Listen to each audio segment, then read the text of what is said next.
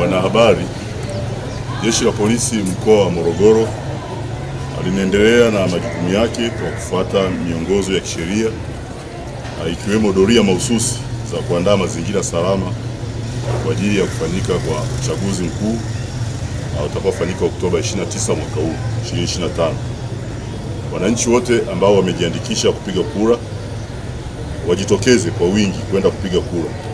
Jeshi la Polisi mkoa wa Morogoro linawahakikishia kuwa usalama upo wa kutosha na vyombo vyote vya ulinzi na usalama vimejiandaa vizuri kukabiliana na yeyote ambaye atathubutu kufanya vitendo vyovyote vya uvunjifu wa amani.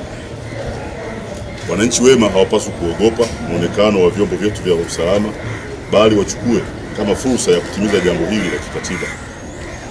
Mambo yanayozuiliwa ni pamoja na uhamasishaji wa maandamano, uhujumu wa miundombinu ya uchaguzi, uhujumu wa miundombinu mbalimbali, ufungaji wa barabara, jeruhi au ghasia ya aina yoyote au uhalifu wa aina yoyote ambao utasababisha uvunjifu wa amani au ambao utatafasiriwa kuwa ni jaribio la kuvunja au kuvuruga amani.